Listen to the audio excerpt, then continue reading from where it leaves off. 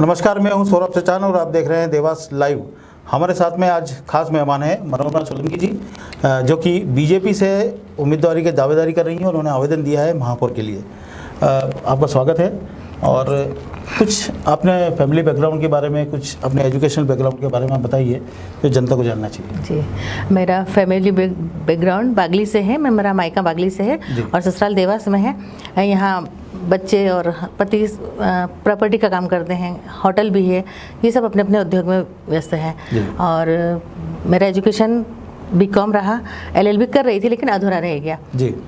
और सामाजिक कार्यक्रम हमेशा करते रहते हैं। पिछले कई सालों से मैं सामाजिक गतिविधियों में लगी हुई हूँ। मतलब पॉलिटिकल और राजनीतिक इसकी सामाजिक अगर बात करें तो उसमें कितना आपका अनुभव है, कितना आपने काम किया, कितना समय हो गया आपका? मैं विगत पिछले 30 साल से लगी हुई हूँ और राजनीतिक और सामाजिक दोनों कार्यों का समन्वय करते हुए मैं कार्य कर रही हूँ। अभी हाल फिलहाल में भारतीय जनता पार्टी की महिला मोर्चा की उपाध्यक्ष हूँ और कई जगह मेरी नियुक्तियाँ भी हुई है। जैसे जन भागीदारी समिति के अध्यक्ष रही हूँ विज्ञान महाविद्यालय में, और संस्कार भारती की वर्तमान में अध्यक्षा हूँ, जिला अध्यक्षा, और उसके तहत कई कार्यक्रम करवाते रहते हैं। अपने विज्ञान महाविद्यालय में कार्यक्रम कई करवाए हैं हमने। जैसे ई लाइब्रेरी का उद्घाटन महारानी साहब के सानिध्य में करवाया और बच्चों को, कई प्रतिभाशाली बच्चों को पुरस्कार मिले और उनकी पढ़ाई सुचारू रूप से चले, इसके लिए हम कई प्रयत्न करें और उनको व्यवस्थित रूप से पढ़ाई के लिए आगे जारी रखवाया। आप ऐसी एक दावेदार हैं जिनके पति नेता नहीं है जी। तो बाकी जो दावेदारी आ रही है उनमें पत्नी को दावेदारी इसलिए करवाई जा रही है कि पति नेता हैं जी। आप कैसा महसूस कर रही हैं इसमें? इसमें महसूस करने की बात तो ये है, गर्व की बात ये है कि हम अपने दम पर और स्वतंत्र रूप से अपने व्यक्तित्व को आगे लाते हुए अपन ये दावेदारी कर रहे हैं और राजनीति करना चाहते हैं जी। कुछ सामाजिक कामों के बारे में बताइए। आपने जैसे कहा सामाजिक संस्थाओं से आप जुड़ी रही हैं, तो जनता के प्रति सेवा भाव कितना रहा आपका और कितनी आपने सेवा दी अब तक सामाजिक कार्यों में, जिससे जनता आपको रिकॉग्नाइज करे? जी, अभी हाल ही में कोरोना गया। कोरोना काल में हमने बहुत सारे काम किए, जैसे ऑक्सीजन सिलेंडर मरीजों को उपलब्ध करवाना। हमारा बेटा पति दोनों इस कार्य में संलग्न रहे कि ये सामाजिक काम है और सभी को लाभ पहुँचे, इसलिए ये कार्य करना जरूरी। बनवाया काढ़ा तो हमने जी जी जी, काढ़ा भी खूब होटल में बनवाया। 50-50 लीटर काढ़ा बना के कोरोना पीड़ित लोगों को पहुंचाया। और गैस सिलेंडर वगैरह तो, ऑक्सीजन सिलेंडर वगैरह तो वितरित किए ही, और कई बेड वितरित किए, बेड को दान किया ताकि मरीजों के लिए उपलब्ध रहे। कई मरीज बहुत देखा है हमने, बहुत पीड़ा से गए हैं मरीज, तो उनके लिए जो हो सकता था वो सब किया।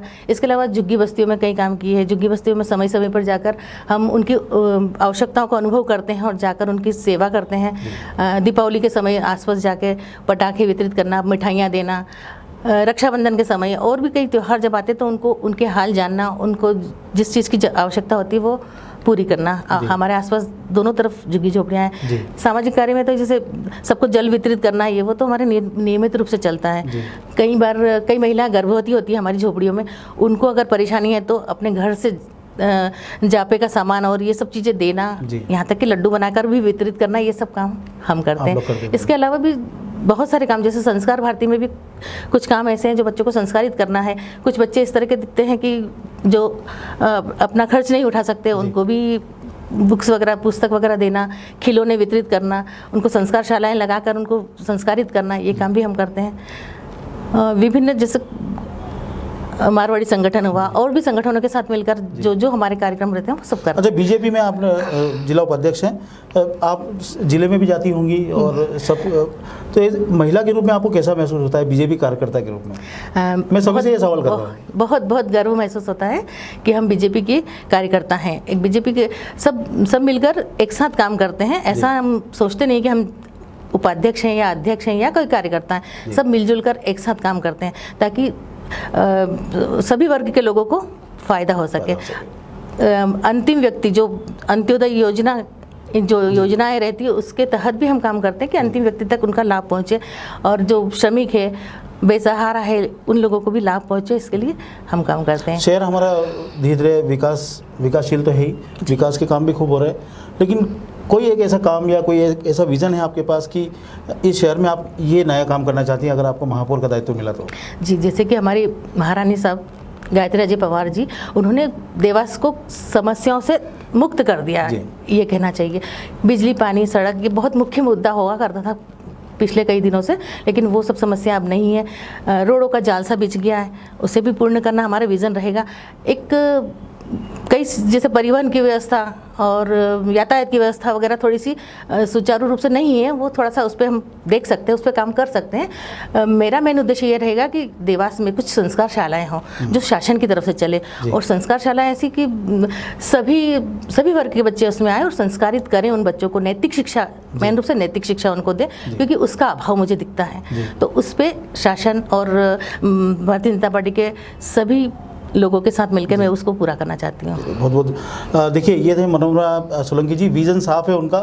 ट्रैफिक के बारे में लगभग सभी लोगों ने यही कहा है कि ट्रैफिक पे विशेष तौर पे काम करने की आवश्यकता है, और संस्कार, बच्चों को संस्कार देने के लिए भी काम करने की आवश्यकता है। आपने टिकट के लिए बीजेपी की उम्मीदवारी के लिए फिलहाल आपने दावेदारी पेश की है, आवेदन किया है। हमारी बहुत बहुत शुभकामनाएं आपको। धन्यवाद भाई साहब, धन्यवाद।